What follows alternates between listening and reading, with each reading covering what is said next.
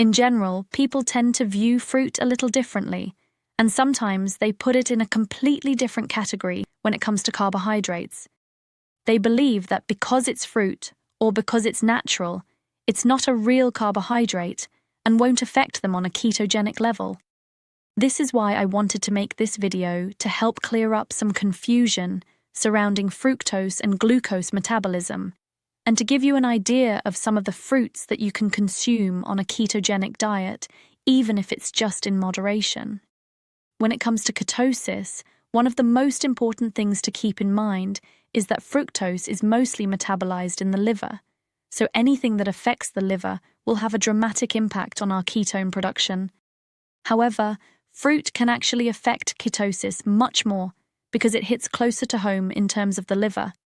If you haven't already, make sure to hit the subscribe button so you can get all of my videos and know whenever I'm posting a new video.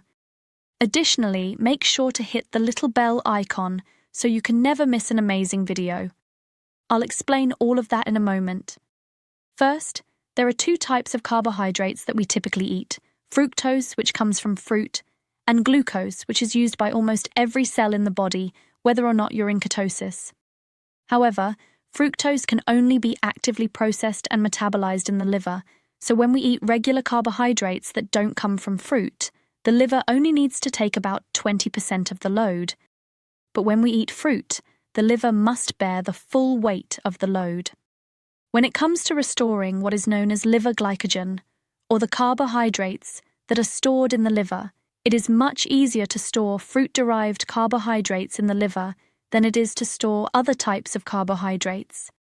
Additionally, in order to produce the most ketones, the liver must be completely depleted of glycogen, or as close to it as possible.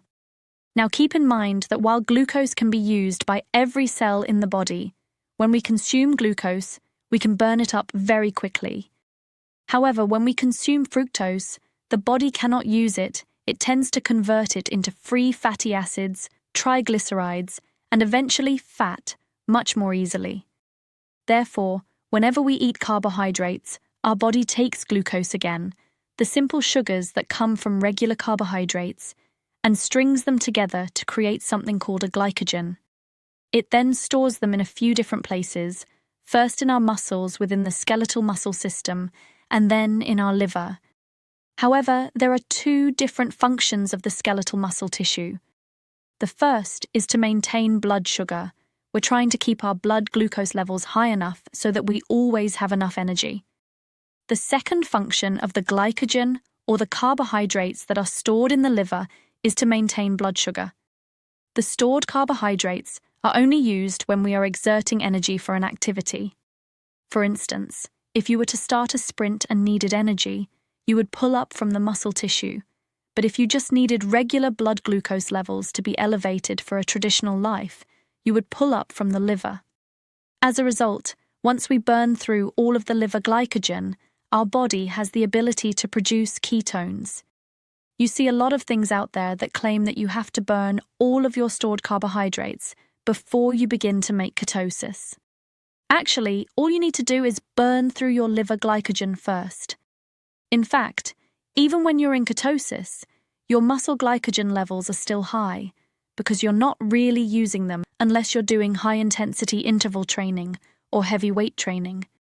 However, since we're constantly filling the tank with fruit and never giving the body the chance to actually produce ketones, we have more of an implication that eating fruit can stop the production of ketones than eating straight sugar, though we're not saying you should do either one at this time. It's quite intriguing, and I'll give you a general example to help you understand. You see, fructose uses facilitated diffusion, which is the active transport chain, and it absorbs sugar in two entirely different ways. So, imagine for a moment that you are eating a strawberry and some pasta at the same time. The pasta contains glucose, and the strawberry contains fructose. It will enter your mouth in the same way, then proceed to your digestive system, where it will reach a point where it needs to be well absorbed. At this point, I want you to picture two buses. The glucose from the pasta will be on one bus, and the fructose from the strawberry will be on a different bus. However, that bus can only hold a few people and a few strawberry molecules. It's a smaller bus. Okay, so the big bus that the glucose can travel on is big and can carry a lot. The small bus goes directly to the liver, while the big bus travels throughout the rest of the body and delivers glucose and does some other things. So you can see how it's actually metabolized entirely differently within the body at that point. One study that was published in the Annals of Nutrition looked at how fructose compared to glucose in terms of post-exercise recovery. It was quite intriguing to see that, after 2 hours, a small amount of fructose did indeed allow for skeletal muscle recovery.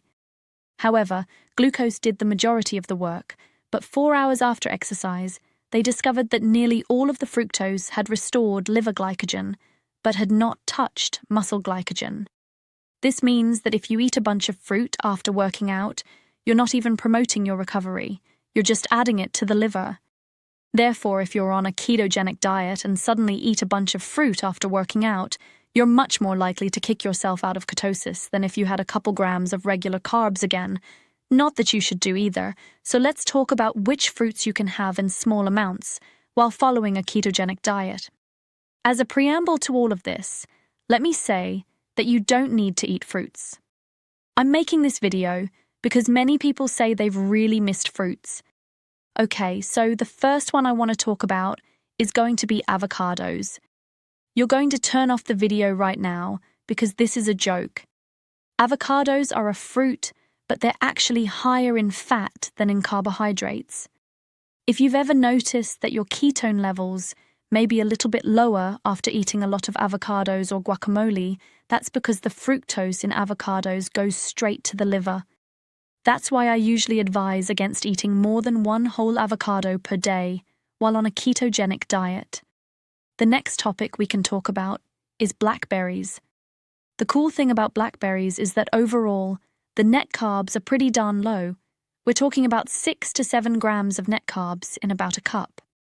Overall, you'll still have 15 to 20 grams of carbohydrates when you include fiber and some of these other factors. But what I want you to understand is that you could consume a small amount, maybe a quarter cup or so, without experiencing any issues. You might temporarily raise your ketone levels, but because it's so low glycemic and has such a high fiber content, it will absorb slowly enough that you shouldn't have too many problems. Then we have raspberries, which are somewhat similar in that they still have a slow digesting metabolism, which will allow them to break down a little more slowly. They also have a high amount of fiber, so they're breaking down a little bit more slowly. However, they still contain fructose, which will contribute to liver glycogen, so we want to keep it to about a quarter cup. It's not crazy, but if it satisfies your sweet tooth a little bit, it's better than overindulging in artificial sweeteners. Next, we have strawberries, but you can go a little bit higher because they contain a little bit more water, so naturally the sugars will appear a little bit less in terms of volume. You can have about a half a cup, but be careful not to slice them so that the surface area isn't compact and you end up with something more like a cup. Before I wrap up this video, I would like to clarify that insulin is not always the problem.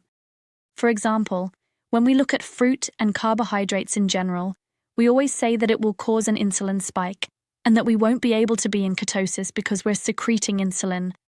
However, this isn't always the case. Even on a ketogenic diet, we still have elevated insulin levels.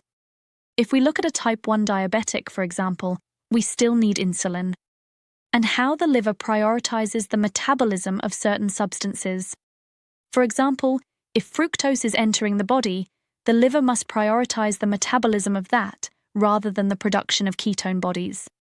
As always, if you have any suggestions for future videos or would like to know more about the foods you can and cannot eat while following a ketogenic diet, please leave a comment below. This is how I find out what kinds of videos I should make and what kinds of videos will be the most popular topics on YouTube and other channels. So stay tuned to my channel, and I'll see you in the next video.